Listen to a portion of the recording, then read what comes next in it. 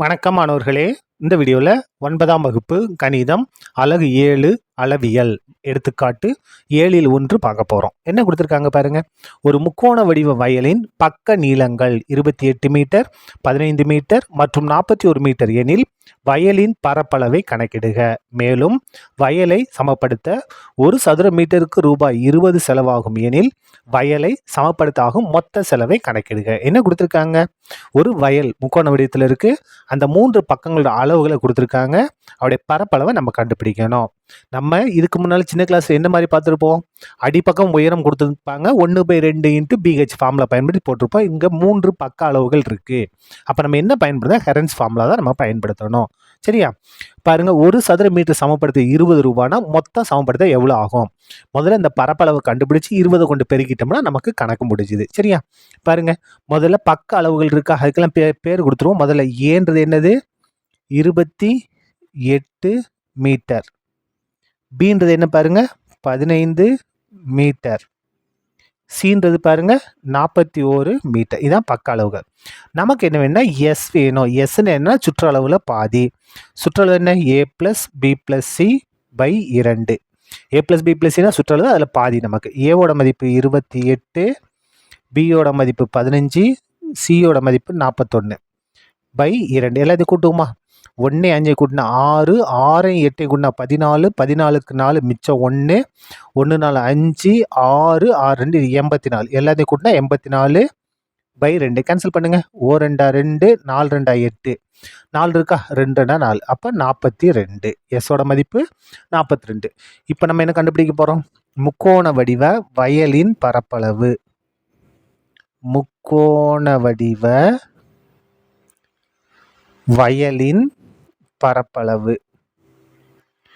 வயலோட பரப்பளவு தானே கண்டுபிடிக்கணும். பாருங்க, என்ன ஃபார்முலா இந்த இடத்துல நம்ம பயன்படுத்த போகிறது? Heron's formula. Equal to square root of s into s minus a into s minus b into s minus c சதுர அலகுகள். சரியா? இப்போ பாருங்க, அப்படியே மதிப்புகளை பிரதியிடுவோம். Equal to square root of எஸ்ஸுக்கு பதிலாக என்ன பிரதியிட போகிறோம் பாருங்க? 42. இப்போ பாருங்க, எஸ்ஸுக்கு பதிலாக 42 மைனஸ் ஏக்கு பதிலாக 28. எஸ்ஸுக்கு பதிலாக 42 மைனஸ் பியோட மதிப்பு என்ன பாருங்க? 15. அதுக்கடுத்து பாருங்க எஸ் மைனஸ் சி. எஸ்ஸோட மதிப்பு 42 மைனஸ் சியோட மதிப்பு என்ன? 41. சரியா? இப்போ பாருங்க, equal to square root of இந்த 42 அப்படியே வந்துடும் பெருக்கல் 42லேருந்து 28 நம்ம மைனஸ் பண்ணோம். அப்போ என்ன வரும்? 14 பெருக்கல் 42லேருந்து 15 மைனஸ் பண்ணால் 27 பெருக்கல் 42ல் 41 கழிச்சா 1. இப்போ சுருக்கிடலாமா? Equal to square root of. இதுக்கு நம்ம என்ன செய்யணும் அப்படின்னா, அதாவது வர்க்கமூலம் எடுக்கணும் இல்லையா? ஸ்கொயர் ரூட் இருக்கா? அப்போ என்ன செஞ்சுக்கலாம்னா, நீங்கள் பகா காரணியாக மாற்றி நீங்கள் இது பண்ணலாம். அப்படின்னா எல்லாத்தையும் பெருக்கி நீள் வகுத்தல் முறையில் நீங்கள் ஸ்கொயர் ரூட் எடுக்கலாம். பாருங்கள், நான் பகா காரணியாக மாற்ற மாதிரி பாருங்க. 42 இருக்கா? 2ஆம் வாய்ப்பாடு, 2 2 4, 1 2 2. இப்போ 3ஆம் வாய்ப்பாடு, 7 3 21. இப்போ 7ஆம் வாய்ப்பாடு 1. அப்போ இந்த 42 2 பெருக்கல் 3 பெருக்கல் 7ன்னு எழுதலாம். பெருக்கல் இந்த 14 இருக்கு இல்லையா? 14 2 பெருக்கல் 7ன்னு எழுதலாம். பெருக்கல் 27 இருக்கா? 27 எப்படி எழுதலாம் பாருங்க. பகா காரணியை பிரிக்க போகிறோம். 3ஆம் வாய்ப்பாடு 9 3 27, 3ஆம் வாய்ப்பாடு 3 9, 3ஆம் வாய்ப்பாடு 1. அப்போ எப்படி எழுதலாம்? 3 பெருக்கல் 3 பெருக்கல் 3ன்னு எழுதலாம். இந்த பெருக்கல் 1னால எதுவும் ஆகப்படுறது கிடையாது. இப்போ பாருங்க, ஈக்குவல் டு ஸ்கொயர் எல்லாம் ஜோடி எழுதுவோமா? பாருங்க, 2 தடவை இருக்கு. 2 பெருக்கல் 2. அதுக்கடுத்து 3 பாருங்க, 4 தடவை இருக்கா? 1 2 3 4 தடவை இருக்கு. பெருக்கல் 7 பாருங்க, 2 தடவை இருக்கு. 7 பெருக்கல் 7. இங்கே ஸ்கொயர் ரூட் இருக்கு இல்லையா? ஸ்கொயர் ரூட் அந்த இடத்துல எனக்கு 2 இருக்குன்னு அர்த்தம். அப்போ 2 ஒரே மாதிரி நம்பர்லேருந்து ஒரு நம்பரை எடுக்கணும். அப்போ இந்த 2 2லேருந்து ஒரு 2 எடுக்கணும். பெருக்கல் இந்த 2 3லேருந்து ஒரு 3. அதுக்கு அடுத்தது இந்த 2 3லேருந்து ஒரு 3. அதுக்கடுத்து இந்த 2 7லேருந்து ஒரு 7. அதாவது 2 2 பேர்னா 4, 4க்கு ஸ்கொயர் எடுத்தால் 2, 3 3 பேர்னா 9, 9க்கு ஸ்கொயர் எடுத்தால் 3, 3 3 பேர்னா என்ன வரும் 9, 9க்கு வர்க்கமூலம் எடுத்தால் 3, 7 7 பேர்னா 49, 49 வர்க்கமூலம் தான் 7. சரியா? இப்போ இதை நம்ம பெருக்க போகிறோம். பெருக்கலாமா பாருங்க.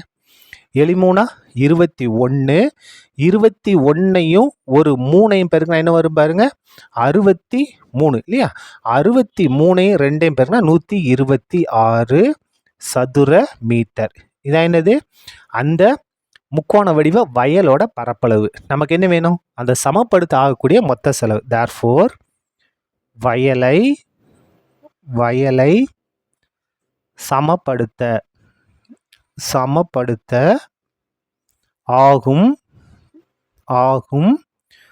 மொத்த செலவு.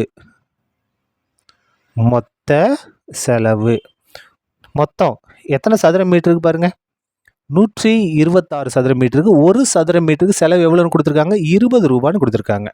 அப்போ 20 கொண்டு பெருக்கிட்டா போதும். இப்போ பாருங்க, ரூபாய். முதல்ல 2 கொண்டு போய் 0 சேர்த்துக்கலாம். பாருங்க, 2 12, 12க்கு 2 மிச்சம் 1, 2 2 4 மிச்சம் 1 கூட்டினா 5, 2 1 2, இந்த 0 அப்படியே வந்து அப்போ அதாவது 126 20 கொண்டு போயிருந்தா 2520. அப்போ அந்த வயலை சமப்படுத்த எவ்வளோ ஆகும்? ரூபாய் 2520 ரூபாய் செலவு ஆகும். சரியா? அவ்வளோதான். இந்த கணக்கு முடிந்தது. நன்றி.